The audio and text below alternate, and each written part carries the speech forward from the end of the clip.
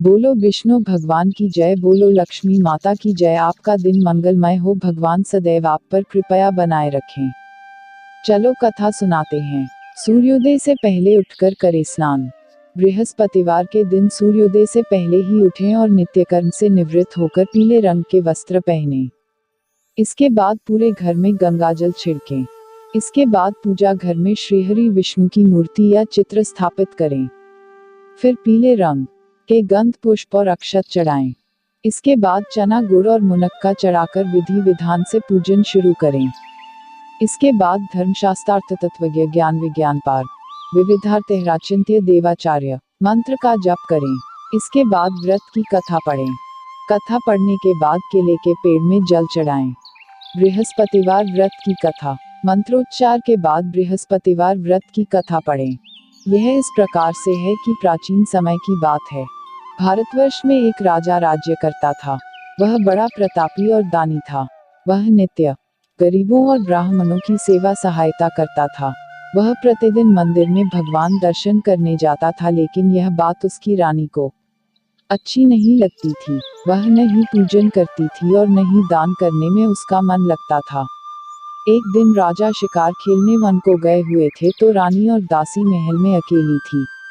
उसी समय बृहस्पतिदेव साधु वेश में राजा के महल में भिक्षा के लिए गए और भिक्षा मांगी तो रानी ने भिक्षा देने से मन कर दिया। रानी ने कहा कि हे साधु महाराज, मैं तो दान पुण्य से तंग आ गई हूँ। इस कार्य के लिए मेरे पतिदेव ही बहुत है। अब आप ऐसी कृपा करें कि सारा धन नष्ट हो जाए तथा मैं आराम से रह सकूं। साधु ने कहा, देवी तुम तो बड़ी अजीब हो। धन और संतान से कौन दुखी होता है? इसकी तो सभी कामना करते हैं। पापी भी पुत्र और धन की इच्छा करते हैं।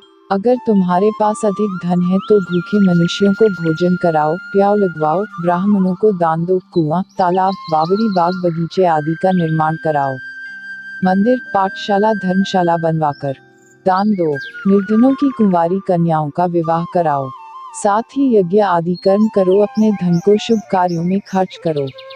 ऐसे करने से तुम्हारा नाम परलोक में सार्थक होगा एवं स्वर्ग की प्राप्ति होगी। लेकिन रानी पर उपदेश का कोई प्रभाव न पड़ा। वह बोली, महाराज मुझे ऐसे धन की आवश्यकता नहीं जिसको मैं अन्य लोगों को दान दूं, जिसको रखने और संभालने में ही मेरा सारा समय नष्ट हो जाए। अब आप ऐसी कृपा करें कि सारा धन नष्ट हो जाए तथा मैं आराम से रह सकूं। गुरुवार व्रत कथा साधु और रानी का संवाद। साधु ने उत्तर दिया, यदि तुम्हारी ऐसी इच्छा है तो जैसा मैं तुम्हें बताता हूँ तुम वैसा ही करना। बृहस्पतिवार को घर को गोबर से लीपना, अपने केशों को पीली मिट्टी से धोना, राजा से कहना वह बृहस्पतिवार को हजामत बनवाए, भोजन में मांस मदिरा खाना और कपड़ा धोबी के यहाँ धुलने डालना। ऐसा करने से 7 बृहस्पतिवार में ही आपका सारा धन नष्ट हो जाएगा। इतना कहकर वह साधु महाराज वहां से अंतर्धान हो गए। इसके बाद रानी ने वही किया जो साधु ने बताया था। 3 बृहस्पतिवार ही बीते थे कि उसका समस्त धन संपत्ति नष्ट हो गया और भोजन के लिए राजा रानी तरसने लगे। तब एक दिन राजा ने रानी से कहा कि तुम यहाँ पर रहो, मैं दूसरे देश में चाकरी के लिए चला जाऊं, क्योंकि यहाँ पर मुझे सभी मनुष्य जानते हैं, इसलिए कोई कार्य नहीं कर सकता। देश चोरी परदेश भीख बराबर है। ऐसा कहकर राजा परदेश चला गया। वहाँ जंगल को जाता और लकड़ी काटकर लाता और शहर में बेचता। इस तरह जीवन व्यतीत करने लगा। गुरुवार व्रत कथा के नियम। इधर राजा के बिना रानी और दासी दुखी रहने लगी। किसी दिन भोजन मिलता और किसी दिन जल पीकर ही रह जाती।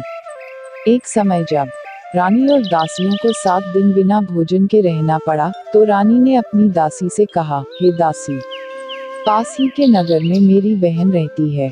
वह बड़ी धनवान है। तू उसके पास जा और 5 सेर बेझर मांग कर ले आ, ताकि कुछ समय के लिए थोड़ा बहुत गुजर बसर हो जाए। दासी रानी की बहन के पास गई। उस दिन बृहस्पतिवार था। रानी का बहन उस समय बृहस्पतिवार की कथा सुन रही थी। दासी ने रानी की बहन को अपनी रानी का संदेश दिया, लेकिन रानी की बहन ने कोई उत्तर नहीं दिया। जब दासी को रानी की बहन से कोई उत्तर नहीं मिला तो वह बहुत दुखी हुई। उसे क्रोध भी आया। दासी ने वापस आकर रानी को सारी बात बता दी। सुनकर रानी ने कहा कि है दासी, इसमें उसका कोई दोष नहीं है। जब बुरे दिन आते हैं तब कोई सहारा नहीं, अच्छे बुरे का पता विपत्ति में ही लगता है। जो ईश्वर की इच्छा होगी वही होगा, यह सब हमारे भाग्य का दोष है। यह सब कहकर रानी ने अपने भाग्य को कोसा। उधर रानी की बहन ने सोचा कि मेरी बहन की दासी आई थी, लेकिन मैं उससे नहीं बोली, इससे वह बहुत दुखी हुई होगी। कथा सुनकर और पूजन समाप्त कर वह अपनी बहन के घर गई और कहने लगी, हे बहन, मैं बृहस्पतिवार का व्रत कर रही थी। तुम्हारी दासी गई, लेकिन जब तक कथा होती है तब तक न उठते हैं और न बोलते हैं, इसीलिए मैं नहीं बोली। कहो दासी क्यों गई थी? गुरुवार व्रत कथा रानी और उसकी बहन का संवाद। रानी बोली, बहन, हमारे घर अनाज नहीं था। ऐसा कहते कहते रानी की आंखें भर आई। उसने दासियों समेत 7 दिन तक भूखा रहने की बात भी अपनी बहन को बता दी। इसीलिए मैंने दासी को तुम्हारे पास 5 सेर बेझर लेने के लिए भेजा था। रानी की बहन बोली, बहन देखो, बृहस्पति देव सबकी मनोकामना पूर्ण करते हैं। देखो, शायद तुम्हारे घर में अनाज रखा हो।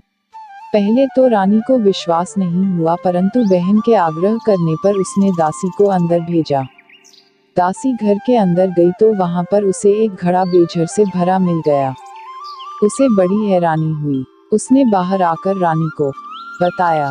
दासी रानी से कहने लगी, हे रानी, जब हमको भोजन नहीं मिलता तो हम व्रत ही तो करते हैं, इसलिए क्यों न इनसे व्रत और कथा की विधि पूछ ली जाए, हम भी व्रत किया करेंगे। दासी के कहने पर रानी ने अपनी बहन से बृहस्पति व्रत के बारे में पूछा। उसकी बहन ने बताया, बृहस्पतिवार के व्रत में चने की दाल, गुड़ और मुनक्का से विष्णु भगवान का केले के वृक्ष की जड़ में पूजन करें तथा दीपक जलाएं और कथा सुनें। उस दिन एक ही समय भोजन करें। भोजन में पीले खाद्य पदार्थ का सेवन जरूर करें। इससे गुरु भगवान प्रसन्न होते हैं, अन्न, पुत्र और धन का वरदान देते हैं, साथ ही सभी मनोकामनाएं पूर्ण करते हैं। व्रत और पूजन की विधि बताकर रानी की बहन अपने घर लौट आई। रानी ने ऐसे किया बृहस्पति देव को प्रसन्न। रानी और दासी दोनों ने निश्चय किया कि बृहस्पति देव भगवान का पूजन जरूर करेंगे। 7 रोज बाद जब बृहस्पतिवार आया तो उन्होंने व्रत रखा। घुड़साल में जाकर चना और गुड़ बीन लाई तथा उसकी दाल से केले की जड़ तथा विष्णु भगवान का पूजन किया। अब पीला भोजन कहाँ से आए? दोनों बड़ी दुखी हुई, परंतु उन्होंने व्रत किया था, इसलिए बृहस्पतिदेव भगवान प्रसन्न थे। एक साधारण व्यक्ति के रूप में वे 2 थालों में पीला भोजन लेकर आए और दासी को देकर बोले, हे दासी, यह भोजन तुम्हारे और तुम्हारी रानी के लिए है, इसे तुम दोनों ग्रहण करना। दासी भोजन पाकर बहुत प्रसन्न हुई। उसने रानी से कहा, चलो रानी जी भोजन कर लो, परंतु रानी को भोजन आने के बारे में कुछ भी नहीं पता था, इसलिए उसने कहा कि जा तू ही भोजन कर, क्योंकि तू व्यर्थ में हमारी हंसी उड़ाती है। तब दासी ने कहा, एक व्यक्ति भोजन दे गया है। तब रानी ने कहा, वह व्यक्ति तेरे लिए ही भोजन दे गया है, तू ही भोजन कर। तब दासी ने कहा, वह व्यक्ति हम दोनों के लिए 2 थालों में सुंदर पीला भोजन दे गया है, इसलिए मैं और आप दोनों ही साथ साथ भोजन करेंगे। यह सुनकर रानी बहुत प्रसन्न हुई और दोनों ने गुरु भगवान को नमस्कार कर भोजन किया। गुरुवार कथा रानी और दासी संवाद। उसके बाद से वे प्रत्येक बृहस्पतिवार को गुरु भगवान का व्रत और पूजन करने लगी। बृहस्पति भगवान की कृपा से उनके पास धन हो गया, लेकिन रानी फिर पहले की तरह आलस्य करने लगी। तब दासी बोली, देखो रानी, तुम पहले भी इस प्रकार आलस्य करती थी, तुम्हें धन के रखने में कष्ट होता था, इस कारण सभी धन नष्ट हो गया। अब गुरु भगवान की कृपा से धन मिला है तो फिर तुम्हें आलस्य होता है। बड़ी मुसीबतों के बाद हमने यह धन पाया है, इसलिए हमें दान पुण्य करना चाहिए।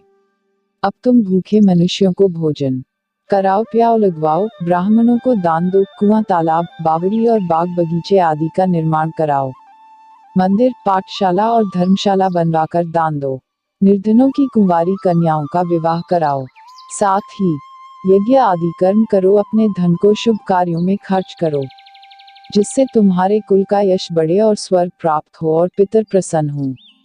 दासी की बात मानकर रानी शुभ कर्म करने लगी। उसका यश फैलने लगा। एक दिन रानी और दासी आपस में विचार करने लगी कि न जाने राजा किस दशा में होंगे, उनकी कोई खोज खबर भी नहीं है। उन्होंने श्रद्धापूर्वक बृहस्पति भगवान से प्रार्थना की कि राजा जहाँ कहीं भी हो, शीघ्र वापस आ जाएं। राजा को दिए बृहस्पति देव ने स्वप्न में दर्शन। उसी रात्रि को बृहस्पति देव ने राजा को स्वप्न में कहा कि हे राजा उठ, तेरी रानी तुझको याद करती है, अपने देश को लौट जा।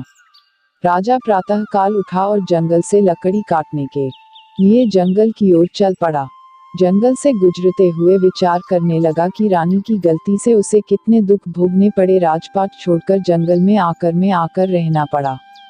जंगल से लकड़ी काटकर शहर में बेचकर गुजारा करना पड़ा और अपनी दशा को याद करके व्याकुल होने लगा। उसी समय राजा के पास बृहस्पति देव साधु के वेश में आकर बोले, हे लकड़हारे, तुम इस सुनसान जंगल में किस चिंता में बैठे हो, मुझे बतलाओ। यह सुन राजा के नेत्रों में जल भर आया। साधु की वंदना कर राजा ने अपनी संपूर्ण कहानी सुना दी। महात्मा दयालु होते हैं। वे राजा से बोले, हे राजा, तुम्हारी पत्नी ने बृहस्पति देव के प्रति अपराध किया था, जिसके कारण तुम्हारी यह दशा हुई। अब तुम चिंता मत करो, भगवान तुम्हें पहले से अधिक धन देंगे। देखो, तुम्हारी पत्नी ने बृहस्पतिवार का व्रत शुरू कर दिया है। अब तुम भी बृहस्पतिवार के व्रत में चने की दाल, गुड़ और मुनक्का से विष्णु भगवान का केले के वृक्ष की जड़ में पूजन करो तथा दीपक जलाकर कथा सुनो। उस दिन एक ही समय भोजन करना, लेकिन भोजन में पीले खाद्य पदार्थ का सेवन जरूर करना। भगवान तुम्हारी सब कामनाओं को पूर्ण करेंगे। साधु की बात सुनकर राजा बोला, हे प्रभु, लकड़ी बेचकर तो इतना पैसा भई नहीं बचता जिससे भोजन के उपरांत कुछ बचा सकूं। मैंने रात्रि में अपनी रानी को व्याकुल देखा है। मेरे पास कोई साधन नहीं जिससे उसका समाचार जान सकूं। फिर मैं कौन सी कहानी कहूं, यह भी मुझको मालूम नहीं है। साधु ने कहा, हे राजा, मन में बृहस्पति भगवान के पूजन व्रत का निश्चय करो। वे स्वयं तुम्हारे लिए कोई राह बना देंगे। बृहस्पतिवार के दिन तुम रोजाना की तरह लकड़ियां लेकर शहर में जाना। तुम्हें रोज से दोगुना धन मिलेगा, जिससे तुम भली भांति भोजन कर लोगे तथा बृहस्पति देव की पूजा का सामान भी आ जाएगा। राजा ने ऐसा ही किया और उसको मनोवांछित फल की प्राप्ति हो गई। इस प्रकार जो भी यह कथा पढ़ता या सुनता है, उसके सभी मनोरथ पूरे होते हैं। बोलो विष्णु भगवान की जय। कथा अच्छी लगी हो तो एक लाइक जरूर करें।